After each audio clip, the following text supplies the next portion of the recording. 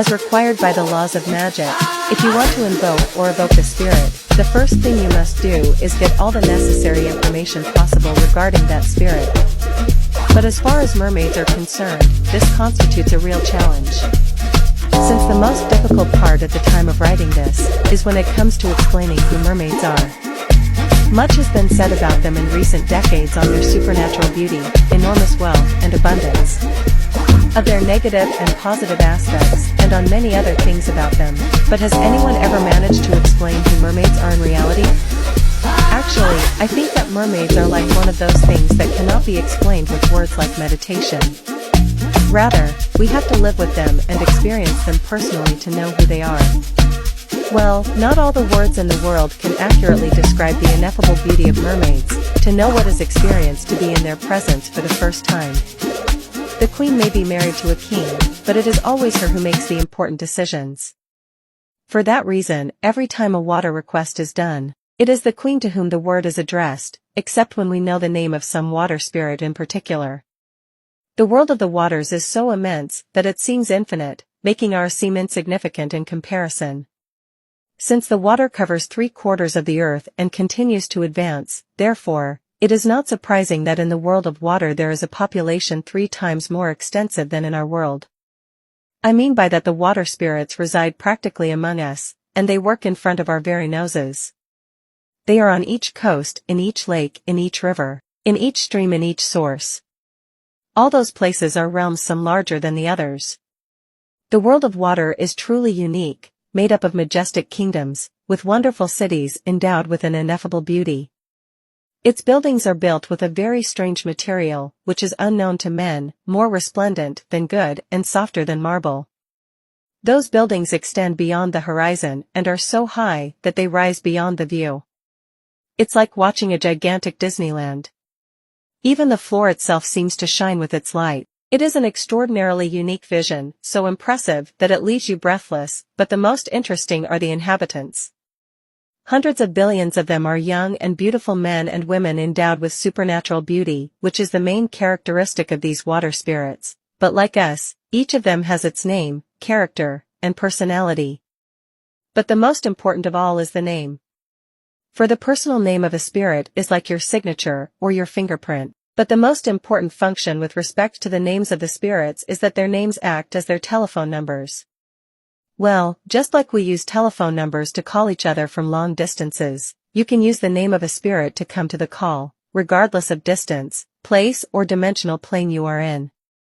So that you have a slight idea of the dimension in which the water spirits called mermaids reside, I will have to mention the 6-dimensional worlds or planes of existence, which are the following, according to Buddhism: the world of gods or devas, the world of the demigods, the world of men, the world of animals, the world of hungry spirits, and the world of hell. According to Buddhism, these are the 6 worlds in which a spirit can reincarnate, once its existence is completed in another world or dimensional plane. All these worlds exist at the same time and in the same space, simply separated by a light veil, which hides them from each other. All these worlds are as real as ours, and humans with the necessary skills can make visits to these worlds, just as the spirits residing in these dimensions can also visit our world. In fact, in many countries of the African continent, such as Togo or Benin, the visits of human beings to the realms of the water spirits are very frequent.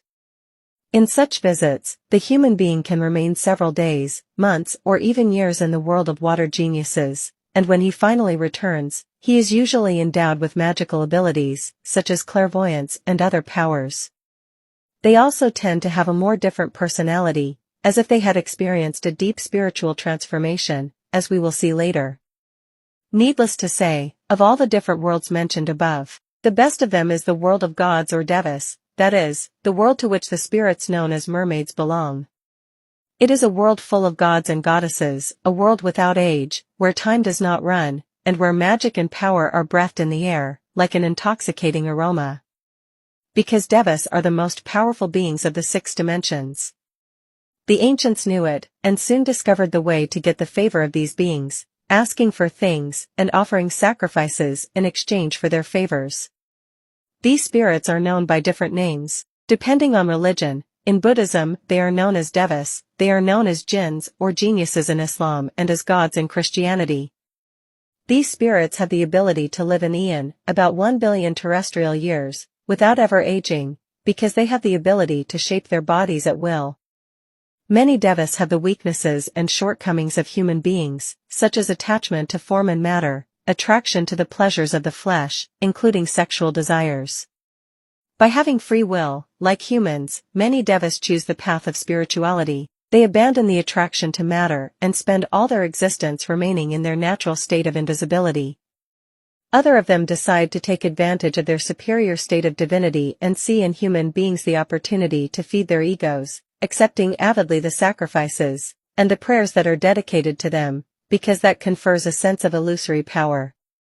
However, another group of devas wants a much more direct contact with the matter, and they decide to take action personally, and often leave the subtle and delicate world of the gods from time to time, to enter other denser planes of existence, like ours, adopting different material forms.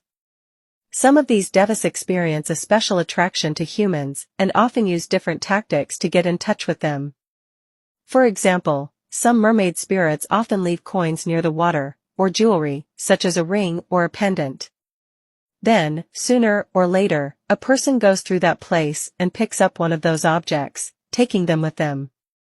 From that moment, the spirit begins to visit the individual, either in dreams or in physical form. Other water spirits tend to adopt the appearance of very beautiful women, or handsome gentlemen, who usually walk quietly wherever they please, from the most modest to the most prestigious places. Generally, it is about men and women endowed with an ineffable and inhuman beauty, dressed in the latest fashion and adorning their bodies with extremely expensive and dazzling jewels. And, in addition, they usually drive the most expensive vehicles. Because of its irresistible charms and the high sexual magnetism that emanates from these spirits, it is not uncommon for most people to fall madly in love with them from the first moment. Then, once the spirit of the water and the individual have sexually slept, that spirit will demand from the individual absolute sexual fidelity, in exchange for a wonderful life, full of luxury and abundance. In that case, the smartest thing would be to accept the deal, because if you refuse, you should know that these spirits have the power to make the rest of your life a nightmare, because they are incapable of accepting rejection. But there is also another type of mermaids, who does not go around with much diplomacy when it comes to getting what she wants. When these water spirits become infatuated with a certain person, they tend to jump directly on that person, taking it in flesh and bone in the dimension in which they inhabit. Some of those abductees have managed to return to our world, after several years of living with the spirits. They usually praise and speak wonders about the world of water spirits, comparing it with the very kingdom of the heavens of the Bible. As already mentioned, these individuals usually have a more spiritual way of seeing the world, as if they had undergone a profound transformation. They also often possess certain magical abilities, such as clairvoyance, astral projection, healing powers, and the ability to know the future, among many other things. But spirits rarely do anything without expecting something in return, so that such individuals who return with such magical abilities often become the servants of the water spirits, acting as mediums or messengers between the world of humans and the world of mermaids. When one of these mediums is a woman, she is called Mamisi or priestess of mermaids, but if it were a man she would be called Honan or priest. Priests and priestesses of mermaids. The role of these priests and priestesses is varied and their magical powers are unquestionable. They tend to cure different diseases, especially those that have been declared incurable by modern science. They direct the initiation rituals of the new individuals who wish to become adepts of mermaids. And they also assist those who want to get in direct contact with the water spirits. Abductions by water spirits are a very real and frequent occurrence in West African countries, as well as in many other regions of the world, just as abductions by aliens happen continuously in the Western world. Only, in the case of water spirits, they do not abduct people to carry out scientific experiments with them, like guinea pigs. Rather they help them to activate that spiritual side that lies dormant in all of us, which transforms them completely, acquiring great magical powers, as already mentioned.